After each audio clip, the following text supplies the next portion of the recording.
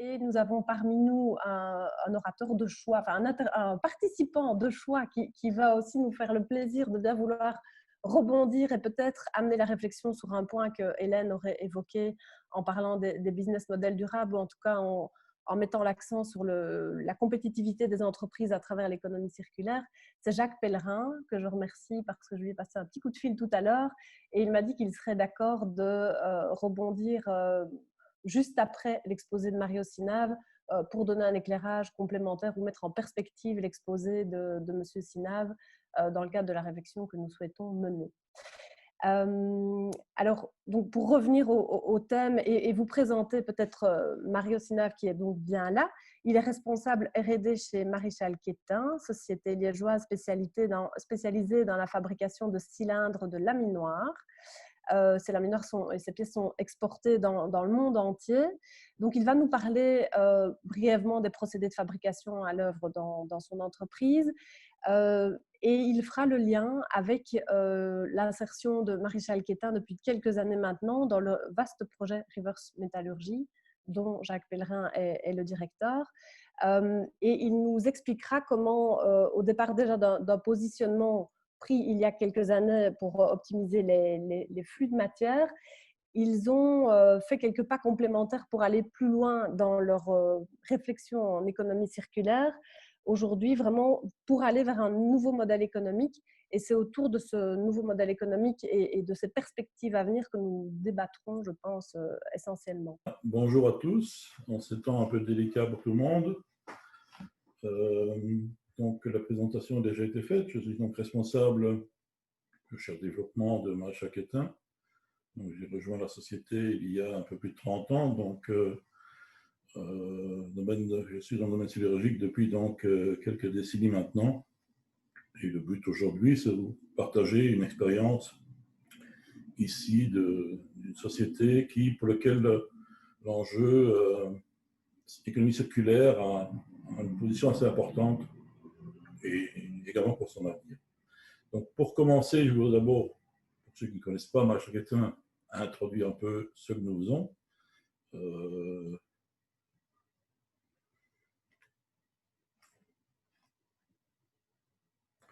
Donc, nous sommes spécialisés dans la conception, fabrication, de cylindres de laminoir, donc le laminage à chaud de produits plats ferreux. C'est assez ciblé. Et donc, nous faisons des pièces de 4 à 40 tonnes poids fini. Nous sommes situés à Liège depuis la création en 1910. Notre chiffre d'affaires est autour des 25 millions d'euros par an. Nous occupons aujourd'hui 132 personnes, donc 22 employés et 100 000 ouvriers. Nous produisons actuellement 600 cylindres par an, pour moyen de 12 tonnes, ce qui fait une production de l'ordre de 7500 tonnes de cylindres qui sont vendus dans le monde entier. Nous comptons plus de 100 clients sidérurgiques dans le monde entier. 95% de la production est exportée hors Belgique, donc le Belgique ne représente plus grand-chose en termes de marché pour nous. 60% hors Europe.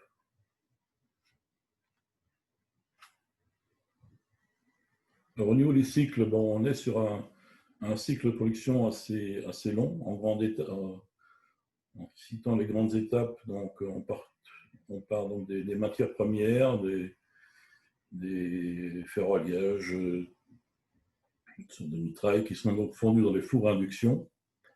Ensuite vient la phase de coulée. Et là, c'est un procédé qui a été développé par nos ingénieurs dans la fin des années 60, début des années 70. C'est une centrifugation verticale. Ensuite, il y a une phase de traitement thermique qui est souvent assez longue aussi, qui peut durer jusqu'à 5 semaines par produit. Ensuite, il y a la phase d'usinage. Donc, il y a différentes phases d'usinage, en passant par le dégrossissage jusqu'à la finition et les fraisages. Ça peut prendre jusqu'à 3 semaines dans le cycle. Et le contrôle final pour donc vérifier toutes les caractéristiques du produit pour voir si elles sont conformes au cahier des charges du client. Et donc ça fait de l'ordre de 3-4 mois entre donc, la coulée et l'expédition du cylindre. Alors le procédé, c'est un procédé de centrifugation verticale. Donc tous nos produits sont composites, donc ce sont travaillés avec 2 métaux différents, très différents en termes de composition. Donc, on coule d'abord un premier métal donc, qui va se figer tout en tournant lors de 600 tours minute dans une centrifugeuse et développé en développant des forces de l'ordre de 150 G, donc dû à cet effet de centrifugation.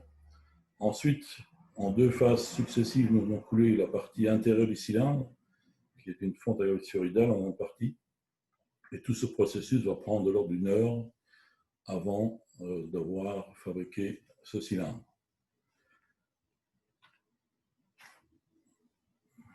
Ce cylindre, vous le voyez ensuite ici chez le client. Donc ici, ce sont des pièces donc, qui vont participer à la déformation des brames et des tôles pour diverses applications à chaud. Ça peut être pour le domaine automobile, au domaine de la construction. Donc il y a pas mal de débouchés là-dessus.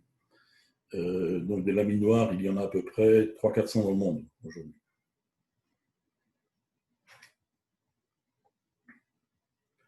Alors l'élaboration se fait dans les fours à induction. Nous disposons de 3 fours à induction de 11 à 30 tonnes. Vous voyez là quelques photos donc, pour des moments où nous vidons ces fours pour amener le métal dans les poches de coulée. Et toute la production se termine par les différentes phases d'usinage, donc en passant par des phases de dégrossissage, photo à gauche, et différentes opérations de tournage pour terminer par les petites opérations de fraisage, forage, pour compléter le plan final du cylindre.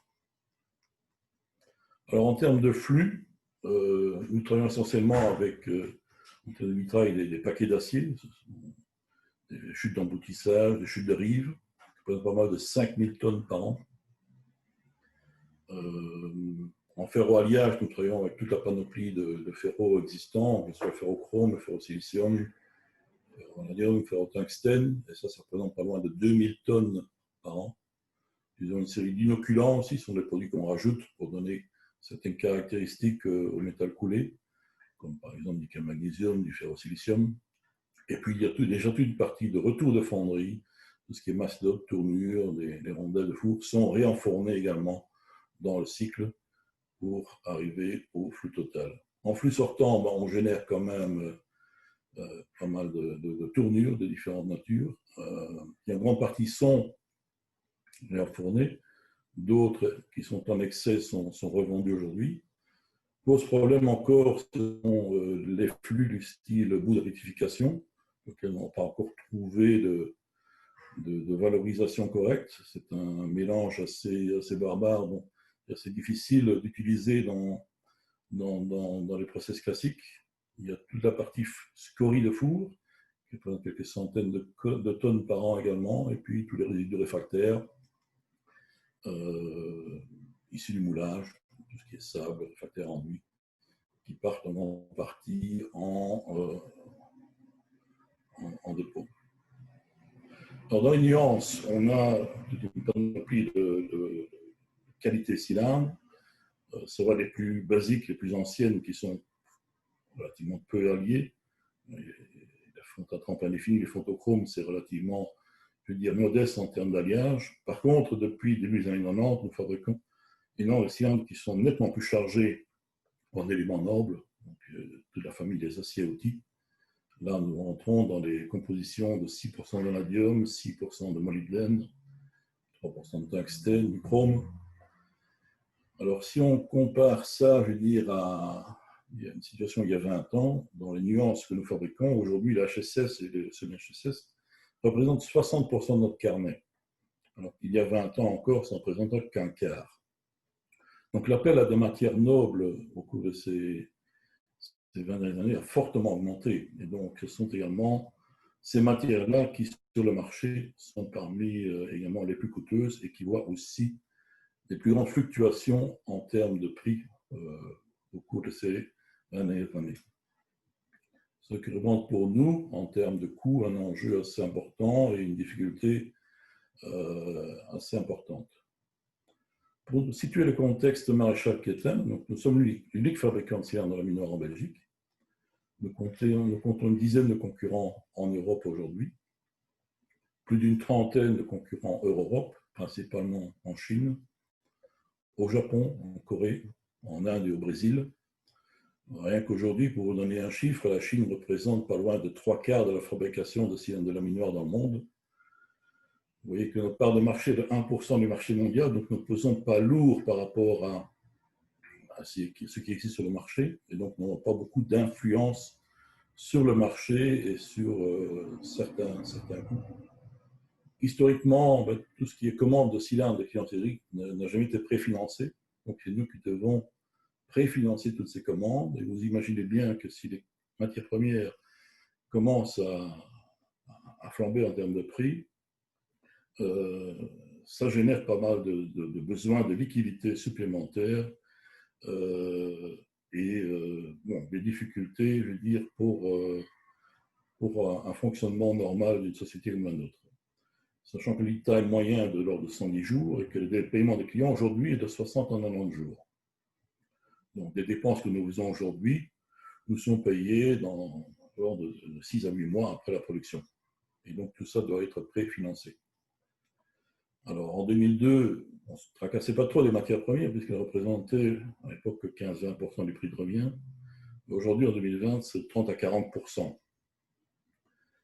ce qui est bien sûr énorme.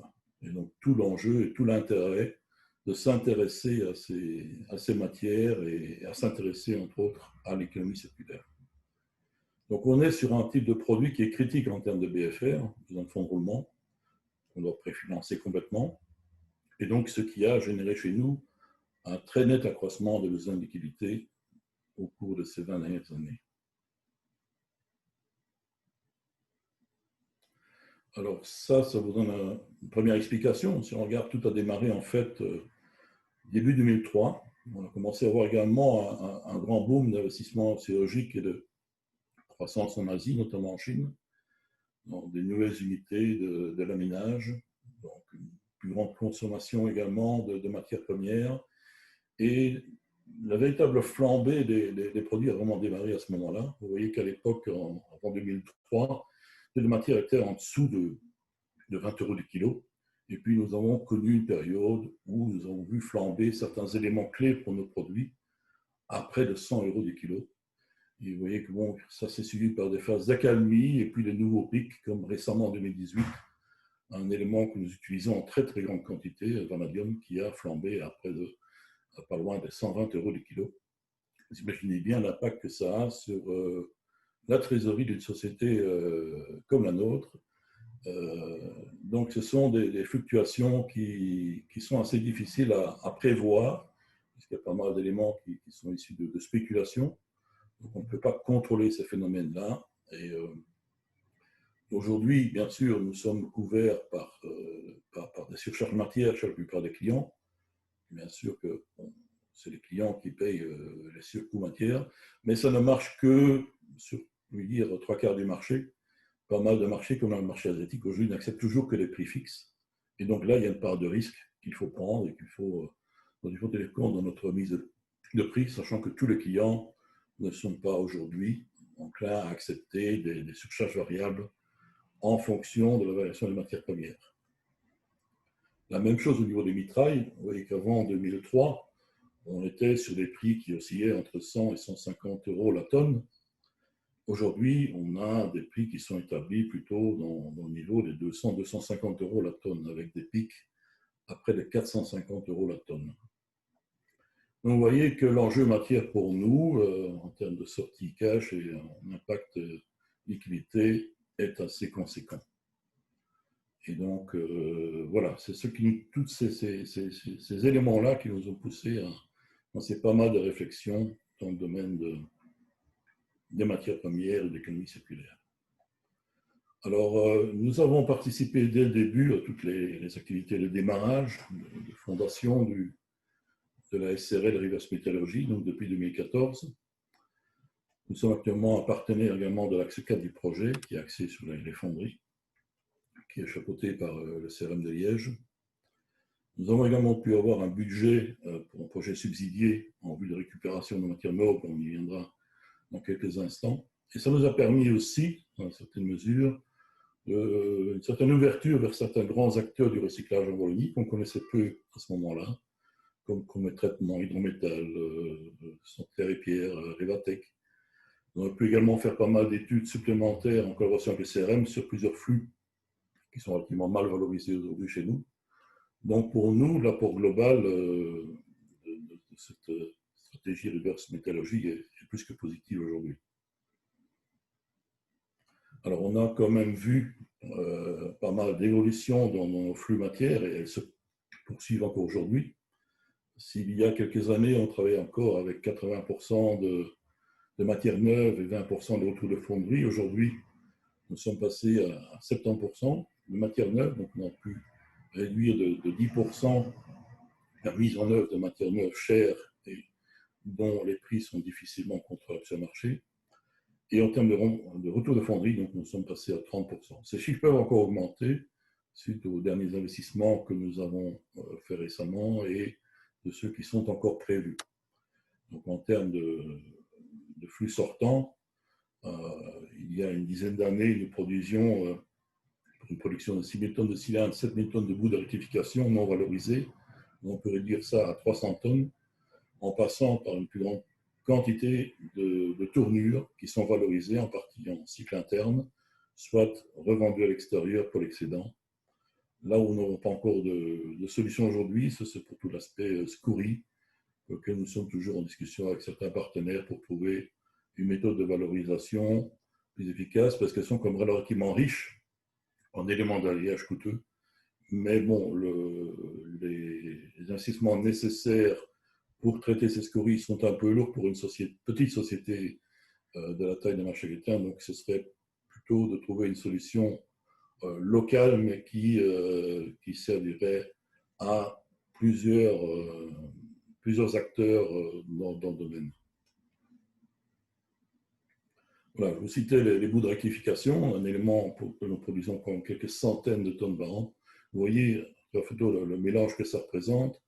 Et donc, c'est un mélange assez barbare de matières d'alliage, d'éléments non métalliques réfractaires, ici des meules, de fluides de refroidissement. Et donc, tout ça ne peut pas être élaboré, ne peut pas être remis dans des fours tels que nous les avons. Donc, ça demande une phase de retraitement a posteriori qui peut éventuellement influencer négativement l'intérêt de revaloriser ce genre de produit. Donc, le but aujourd'hui, c'est d'essayer de diminuer au maximum ce type de flux en sortie. Alors, grâce au projet Reverse Métallurgie, nous avons eu un budget assez conséquent pour retransformer et moderniser un de nos outils de production principal pour le rendre apte justement à récupérer toutes ces matières nobles sur nos produits en forme de tournure.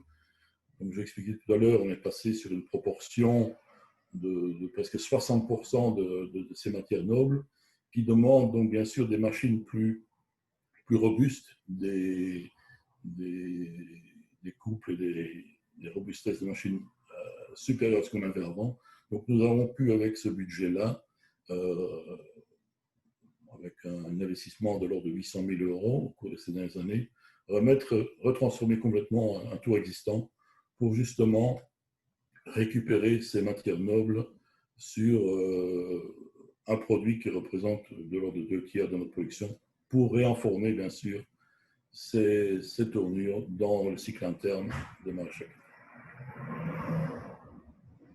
Alors, dans le cadre de la Reverse, nous avons également fait des essais avec le CRM de Liège, qui est le coordinateur de l'axe 4 du projet Reverse Métallurgie.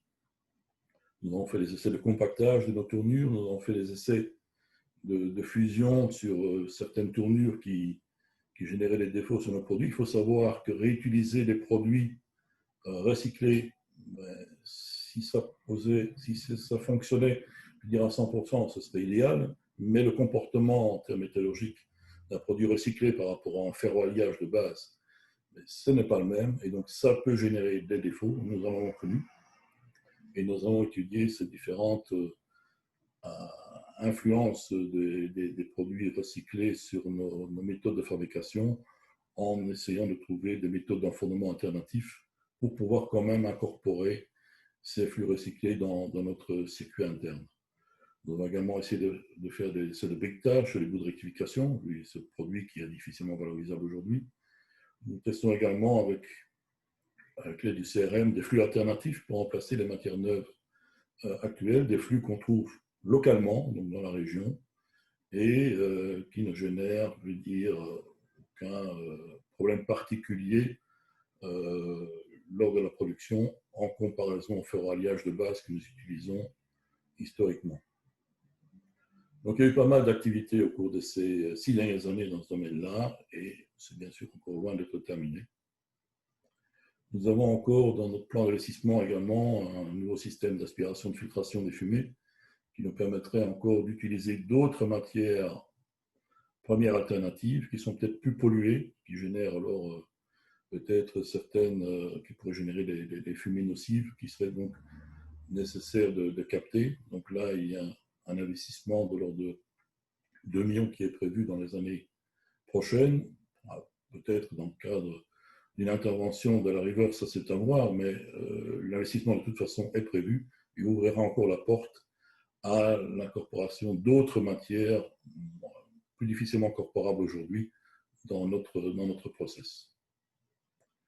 Alors il y a tout nouveau axe stratégique que nous développons aussi, qui est la production de cylindres par méthode alternative. Et là, on est sur une rupture technologique complète. Et donc, il y a également un enjeu matière non négligeable, donc qui est basé sur l'utilisation de poudres. Donc, les poudres aujourd'hui, c'est vraiment des poudres qui sont atomisées. Elles peuvent être produites localement. Il y a d'ailleurs des acteurs en Belgique qui en produisent. Et l'idée également, c'est pouvoir produire ces poudres à partir de matières premières cylindres recyclés. Donc, avoir une moindre dépendance des matières premières nobles qui viennent de Chine, de Brésil, d'un marché qui en fait est coté mondialement, c'est le LME.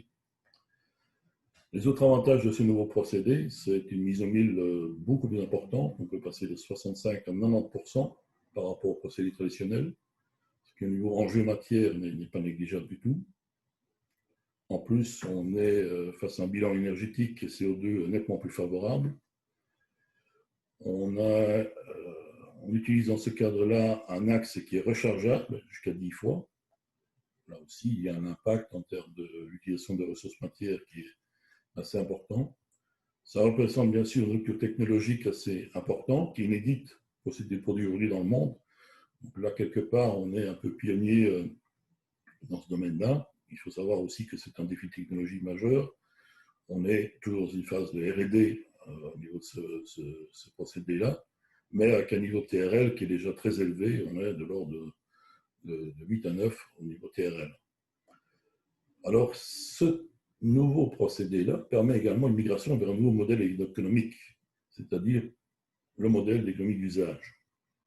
C'est-à-dire, le client ne paye plus pour un produit complètement fini dont il a la pleine propriété et dont il est responsable également du déclassement et du mitraillage en fin de vie. Ici, on pourrait imaginer que le client ne paye que pour le millimètre de produit consommé, et ce qui engendre bien sûr d'énormes avantages du côté utilisateur, puisque là, en termes de CAPEX, ça change complètement la situation pour bon nombre de nos clients sidérurgiques. Et donc, ce nouveau procédé-là permettrait de le faire. Bien sûr, on n'en est pas encore là aujourd'hui, mais ce type de procédé permettrait en tout cas d'y arriver. Et en tout cas, on irait de toute façon vers une meilleure utilisation des ressources matières par rapport à notre procédé aujourd'hui. Donc, ce procédé, c'est le laser cladding, que nous développons depuis quelques années maintenant avec le CRM de Liège.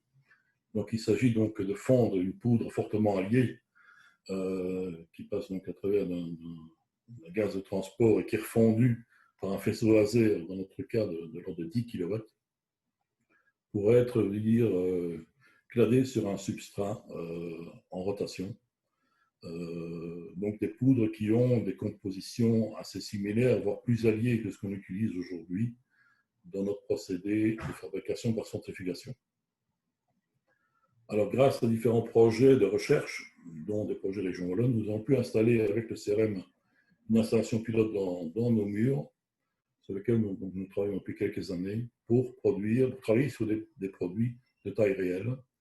Et donc, je vous dis qu'on est sur un niveau de TRL assez élevé, c'est-à-dire que nous envisageons quand même de pouvoir tester des produits industriels dans un site sidérurgique d'ici début de l'année prochaine. Depuis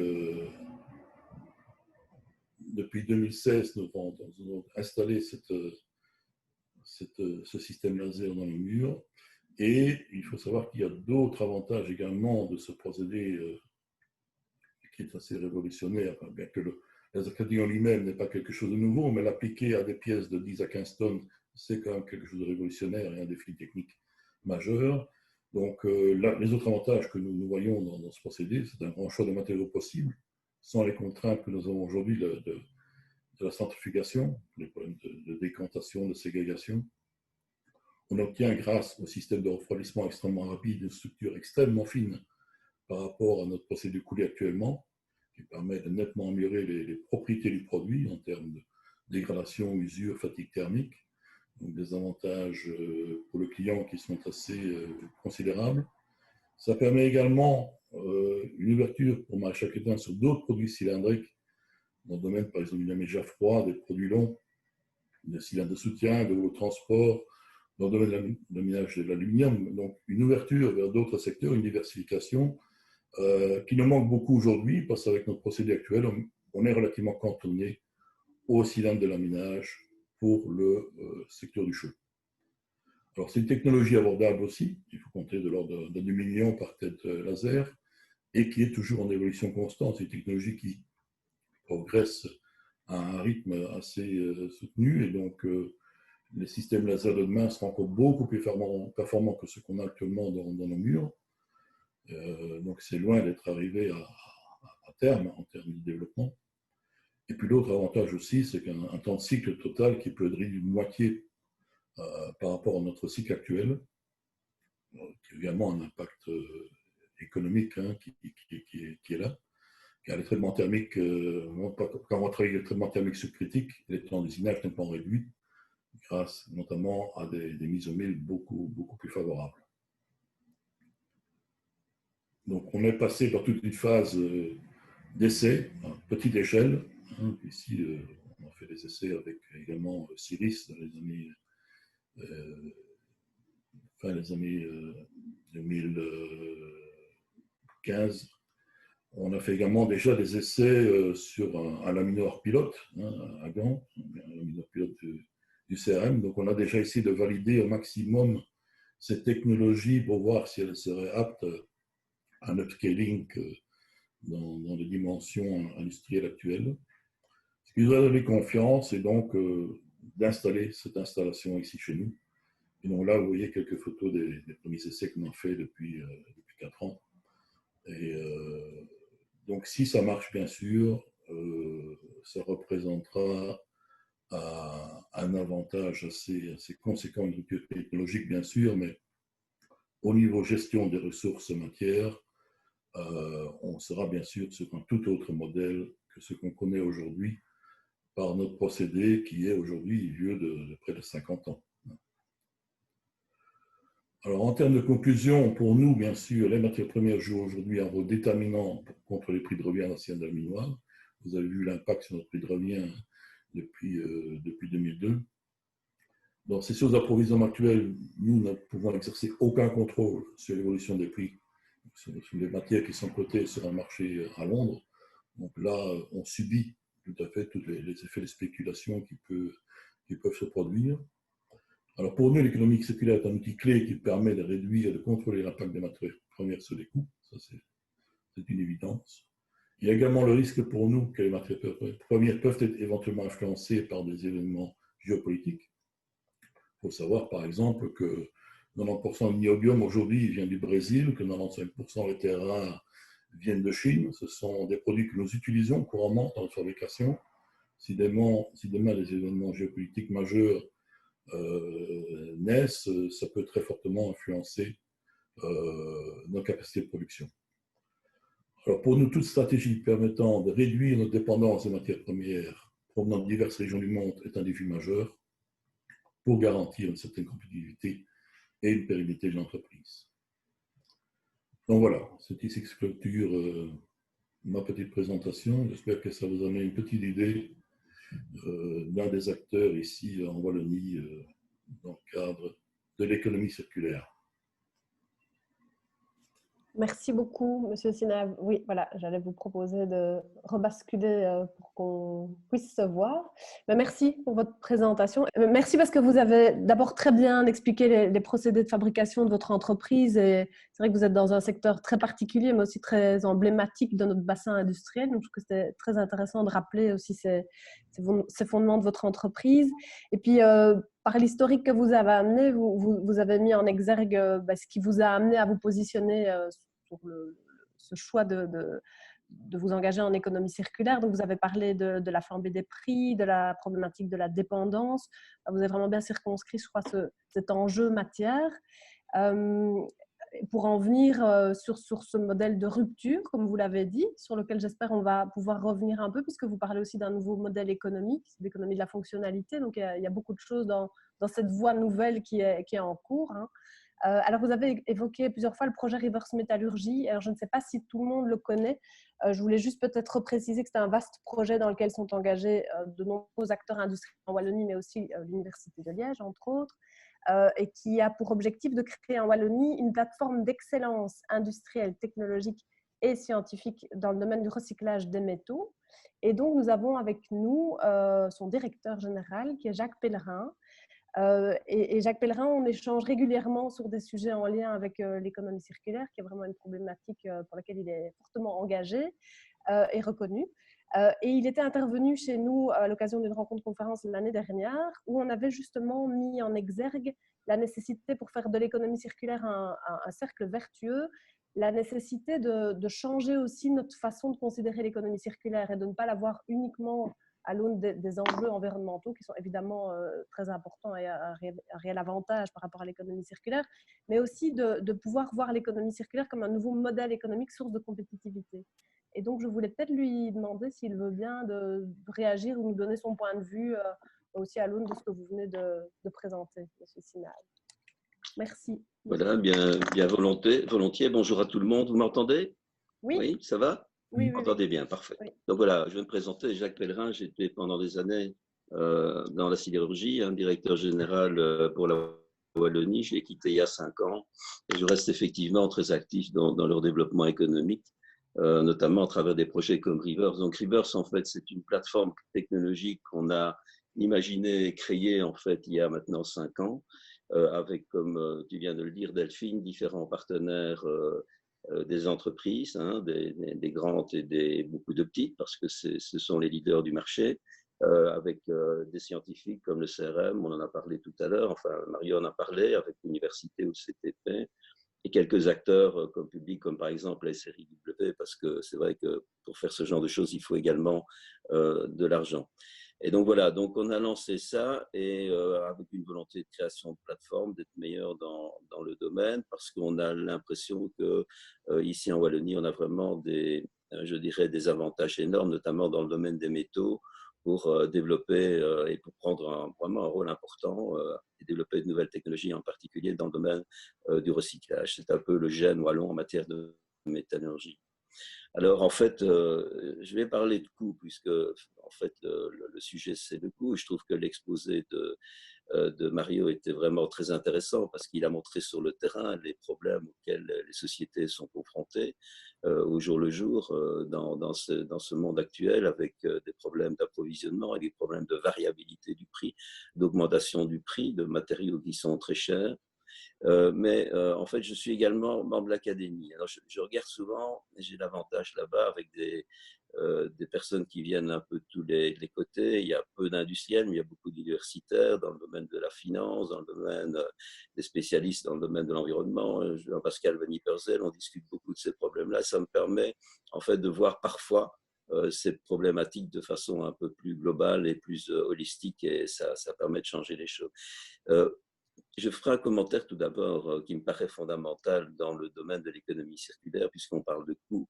C'est que, en fait, les coûts réels, en fait, pour la planète ne sont pas en général pris en compte dans les coûts du régime dans lequel nous vivons. Pourquoi? Parce que, je vais prendre l'exemple du CO2, depuis maintenant 20 ans, on a pris conscience que le CO2 impliquait un certain nombre de conséquences très graves au niveau de la planète, que ça n'allait pas être réglé tout seul, donc il fallait faire un certain nombre de mesures un peu coercitives. Et donc, on a mis en place, notamment au niveau du CO2, des méthodes. Vous connaissez tous les systèmes ETS, les quotas, etc., qui sont liés au système ETS. C'est simplement, c'est simplement imposer en quelque sorte une taxe, hein, quels que soient les systèmes. On parle également parfois de taxe CO2, certains pays l'utilisent davantage.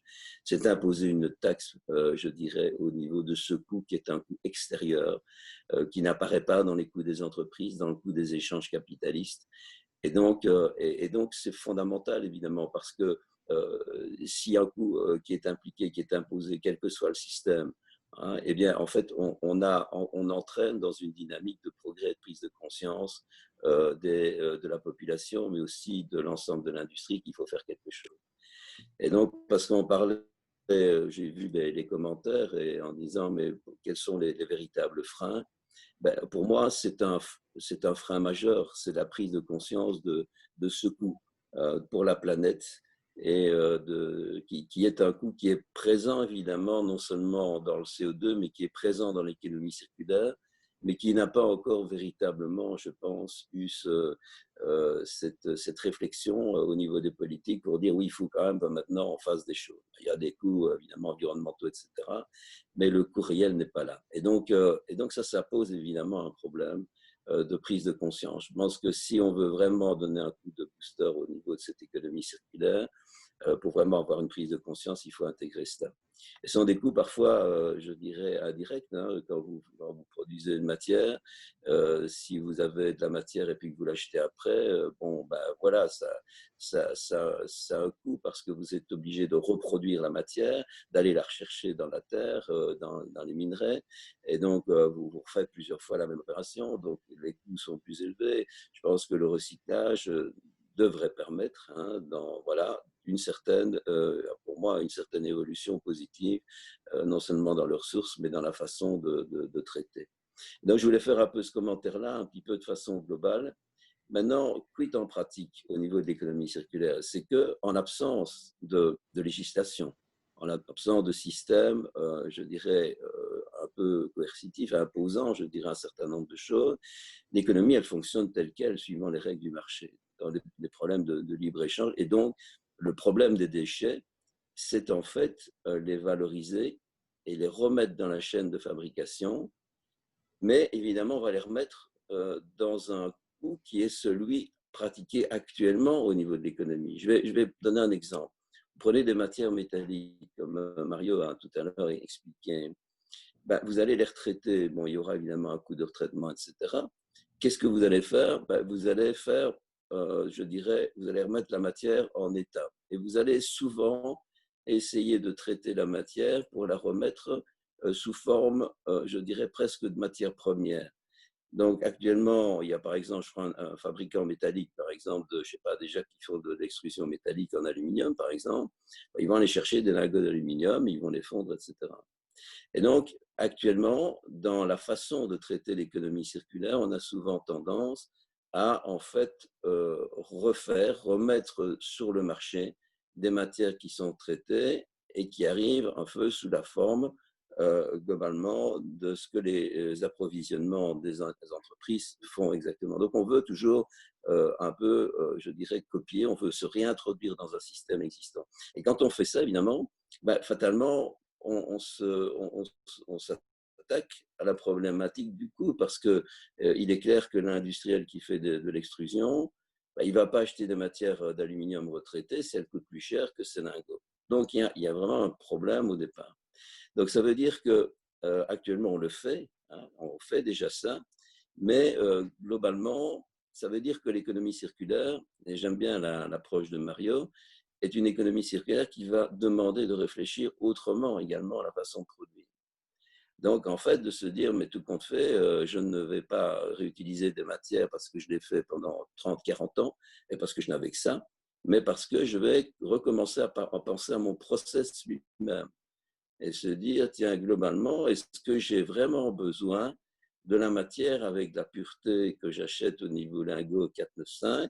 Est-ce que je ne peux pas réintroduire une matière à un prix différent, quitte à moi-même changer un certain nombre de choses? Mario, d'ailleurs, a très bien expliqué que en fait, les investissements qu'il veut faire, notamment avec les dépoussiérages, en fait, ça lui permet de donner beaucoup plus de liberté au niveau, probablement, des matières premières recyclées qu'il va utiliser. Donc, il est en train de repenser son process. Et donc, ça aussi, c'est une difficulté. Donc là, je crois que la difficulté majeure, en l'absence de taxes et je dirais, de coûts qu'on réinternalise en fait au niveau de l'économie, eh bien, en fait, le problème, c'est qu'on vit dans une économie qui est l'économie de marché. Et donc, actuellement, un des gros problèmes de l'économie circulaire pour le développement, c'est ça. Il y a une prise de conscience, mais aussi une réalité économique qui n'est pas véritablement rencontrée au niveau de l'économie circulaire. Donc, il y a un gros travail à faire de ce côté-là. Alors, revenons un petit peu maintenant. Je ne vais pas être très long. Hein, combien est-ce que j'ai, Delphine? 10 minutes encore? Oui, ça va. Allez, OK. Oui, vous avez encore du temps. Entendu, mais, OK. Je vous en prie. Voilà, en fait, je pense que si je prends le problème, en fait, de façon pragmatique, pour un industriel, en fait, je pense que l'intérêt, très souvent, on pense malgré tout que donc l'économie circulaire n'est pas rentable. Ça, c'est un peu le premier point qu'on a souvent tendance à dire. Et je pense que c'est une erreur. Donc, Mario le montre très clairement, c'est que en prenant une activité industrielle de base, il y a moyen, en fait, d'économiser. C'est un problème d'approvisionnement, de quantité d'approvisionnement, mais c'est également moyen d'économiser les coûts. Donc, ce n'est pas évidemment rien de traiter évidemment une matière parce qu'il faut, la traiter, c'est la réchauffer, c'est faire de l'hydrométallurgie, c'est bon. Donc, c'est un coût. Donc, inévitablement, c'est un coût, j'imagine. Et donc, en fait, ce qu'on essaie, nous autres, c'est dans les règles du marché actuel, c'est d'essayer de rendre ces opérations de valorisation, je dirais, les plus rentables possibles. Il y a moyen de faire du business, et je vais vous dire pourquoi, parce que dans notre groupe, Rivers Métallurgie, nous avons deux sociétés, ou plusieurs, mais deux par exemple, qui sont vraiment dans le traitement des déchets. Donc leur job, c'est faire ça. Alors quel type de déchets? Eh bien, en fait, ils prennent des déchets, je dirais, quotidiens, enfin, électroménagers, etc., qui génèrent des déchets, hein, les frigos, les trucs qui sont en fin de vie. Et puis, vous avez globalement, par exemple, l'automobile, hein, il faut désosser la voiture, il faut aller chercher les mitrailles, etc. Ces gens-là font ça. Et il y a une autre société qui s'appelle Hydrométal en Wallonie, qui est située pas loin d'ici, à Angy, qui, elle, traite des déchets industriels. Donc, ils achètent dans le monde entier des déchets qui proviennent de l'industrie. Ce n'est plus vraiment les mines urbaines, comme on dit, ce sont des déchets industriels et qui les retraitent par hydrométallurgie. Et donc, ils leur donnent une valeur. Et donc, ces sociétés vivent depuis longtemps, elles se développent de plus en plus d'ailleurs. Et donc, c'est la preuve que les business plans sont quand même possibles de retraiter des déchets et d'en faire une activité réelle. Donc, ça, c'est un premier constat, c'est ça. Alors, en fait, avec ces sociétés, ce qu'on essaie de faire, c'est d'essayer de les aider à améliorer, d'une part, la quantité et le type, la qualité des déchets qu'ils traitent. Je vais prendre un exemple concret. Par exemple, dans le domaine prenons un domaine, par exemple, l'énergie, les voitures électriques. Les voitures électriques contiennent énormément de métaux qui sont d'une très grande valeur, mais qui sont perdus dans la voiture, quoi. Ils vont se retrouver dans les batteries, etc. Donc, il faut traiter. Il faut aller les rechercher. Avant de les rechercher, il faut d'abord voir si on ne peut pas utiliser les batteries dans d'autres domaines. Par exemple, les trottinettes électriques, c'est un problème réel maintenant. Après 3 mois, on jette la trottinette, la batterie est toujours active, donc il faut réutiliser la batterie comme batterie. Et puis après, il faut aller rechercher dans la batterie quand elle est vraiment usée. Il faut aller rechercher. Donc, par exemple, on essaie avec les sociétés en question de développer les technologies qui permettent de le faire.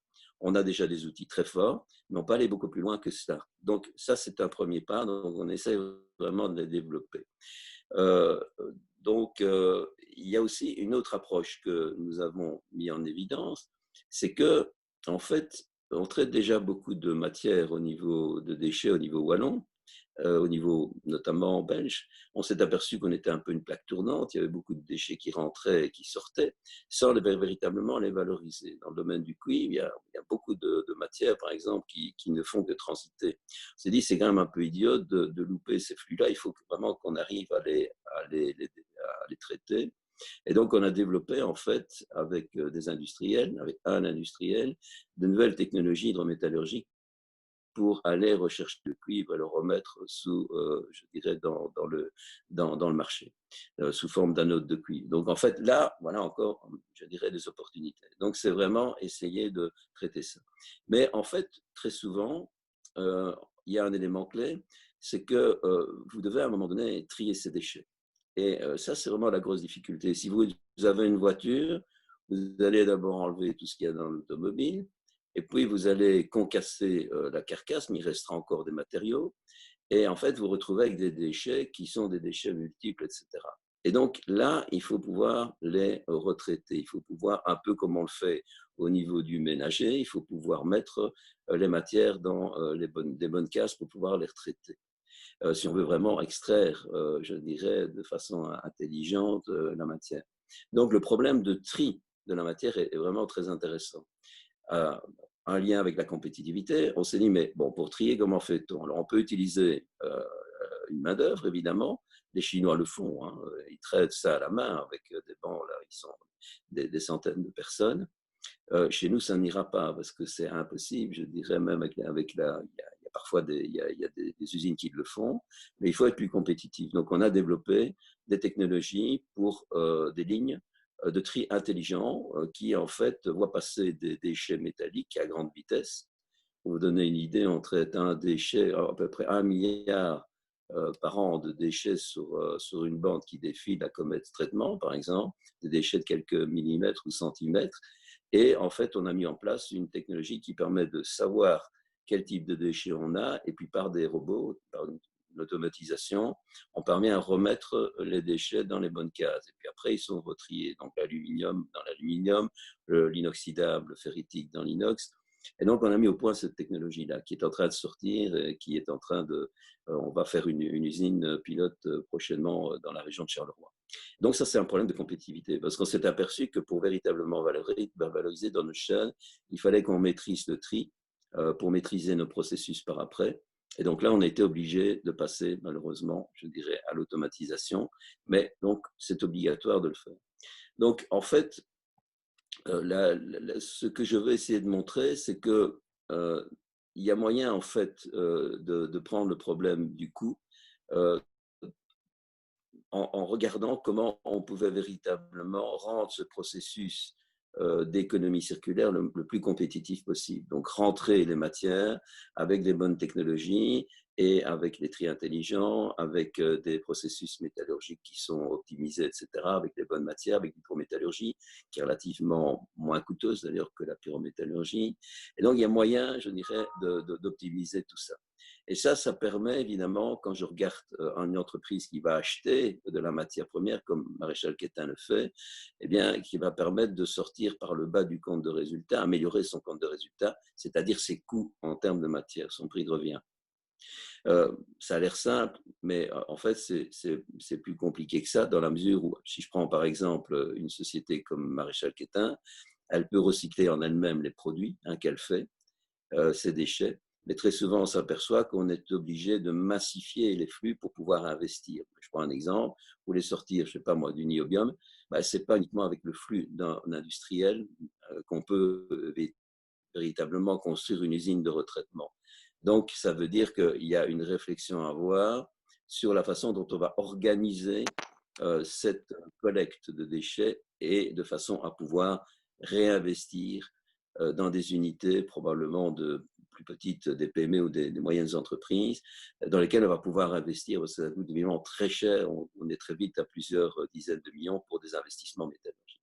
Donc, ça veut dire qu'il faut une masse de matière. Donc, là encore, on doit revoir le business model complet. Donc, on est en train d'y travailler en disant, tiens, où sont les déchets et en fait, comment peut-on les remassifier pour investir dans des unités qui vont redonner une valeur supplémentaire. Alors, il y a une autre façon, et Mario vient également d'en montrer un exemple, c'est que nous pensons que les nouvelles technologies vont être porteuses, effectivement, d'économie circulaire aussi. Notamment, allez, je vais prendre les 3D, par exemple. Vous savez très bien que la 3D se développe énormément. La difficulté majeure de la 3D, c'est quand même le prix de revient. Donc, on retombe sur un problème de prix de revient, de compétitivité. Donc, l'utilisation des matières, de déchets dans la 3D pourrait être un axe très important. On y travaille aussi. C'est un des axes sur lesquels on commence à travailler maintenant. Donc, l'additive manufacturing pour rendre de la compétitivité au niveau de cette 3D. Actuellement, pratiquement, c'est exceptionnel quand on utilise des déchets pour alimenter, soit sous forme de fil ou de poudre. Donc ça, j'appelle ça sortir par le haut. Pourquoi? Parce que la chaîne de valeur se reconstruit différemment. Il y a du win-win. D'un côté, les producteurs, des gens qui traitent des matières, comme par exemple Comet, etc., et qui vont pousser plus loin leur mise, de leurs produits. Ils ne vont pas uniquement faire des lingots, comme je disais tout à l'heure, mais ils vont aller jusqu'à la transformation, peut-être sous forme de fil ou de poudre. Ça donne des nouveaux produits, donc eux, ils peuvent améliorer leur compte de résultat.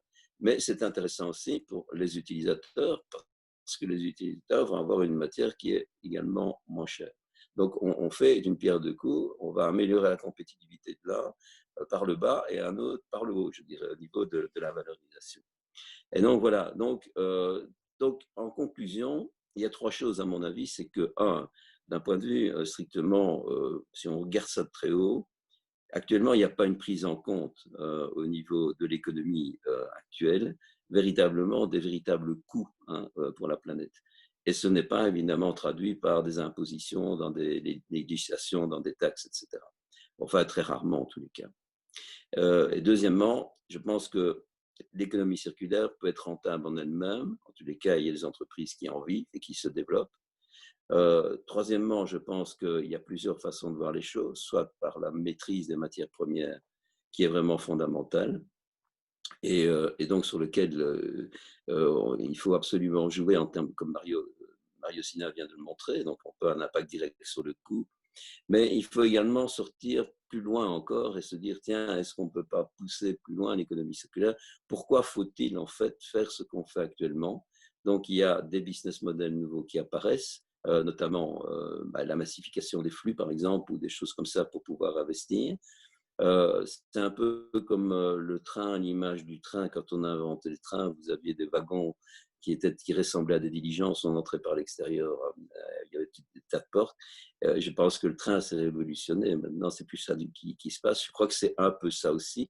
Donc cette économie circulaire va révolutionner, à mon avis, aussi la façon de concevoir les choses. Je n'ai pas parlé également de la conception, évidemment, qui n'est pas souvent prise en compte.